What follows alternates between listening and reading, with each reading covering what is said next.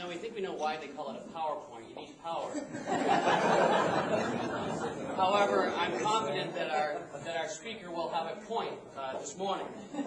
And keeping with our focus on business success, we're pleased to welcome author Rich Gallagher. His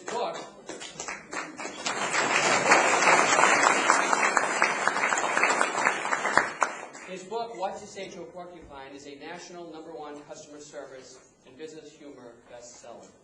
A seasoned customer service executive, Rich currently has his own training and development firm, Point of Contact Group, where he has taught more than 10,000 people how to take control of any interpersonal situation. This morning, he'll share techniques used by world-class firms to become confident in any customer situation and gain interpersonal and leadership skills to last a lifetime. Ladies and gentlemen, please welcome Rich Gallagher.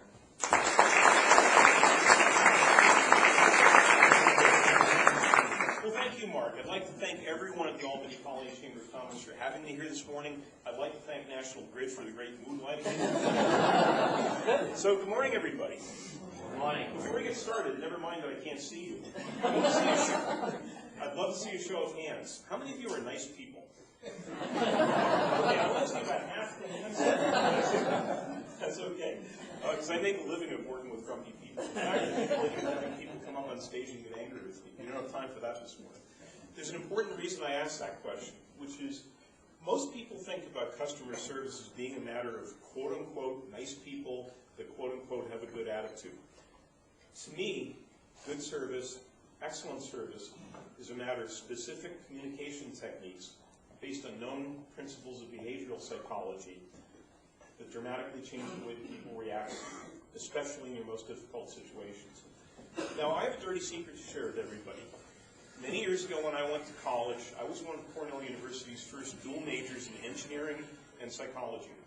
People joke that I would grow up to build bridges that would talk people out of jumping off. But in reality, I spent a lot of my career doing something that borrowed very heavily from both those fields, which is managing large-scale customer contact operations in the software industry, and in many cases dramatically turning around the performance of those operations. Back in the 1980s, I was part of a startup software company of 5 people in Los Angeles. We all had a job description of "Hey You," and we grew to become a major company in the NASDAQ stock market within 3.5 years, where I was their director of customer services and later their director of operations. It was a life-changing experience to see how our growth versus our competitors was changed by the fanaticism we had towards our customers, but more importantly, the mechanics of how we handled our most difficult situations. Years later, I came back to upstate New York and managed a 24-hour call center, and we transformed them to have near-perfect customer satisfaction ratings, near-zero turnover, and a 25% sales increase in the middle of a recession, which is why I'm so passionate about the mechanics of how you speak to your most difficult customers, what you say to a porcupine.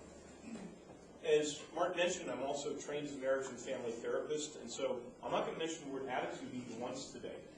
Instead, I'm going to be looking at techniques used by people like hostage negotiators, crisis counselors, and psychotherapists to dramatically change the dynamics of these situations.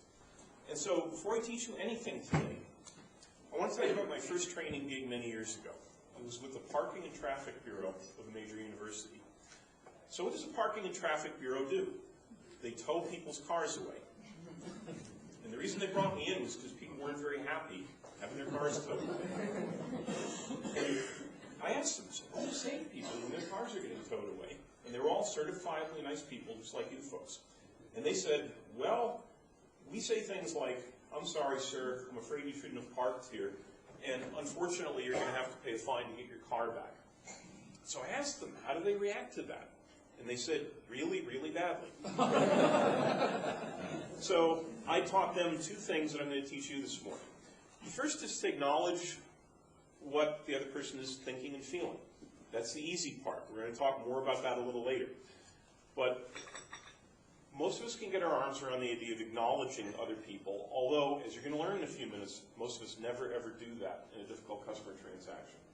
The other thing I taught them to do was only say things to this person that benefited them. So what I'd like you guys to do is for the next couple minutes, turn to the person next to you and talk about what would you say to somebody whose car you just towed away that benefits them. So have fun.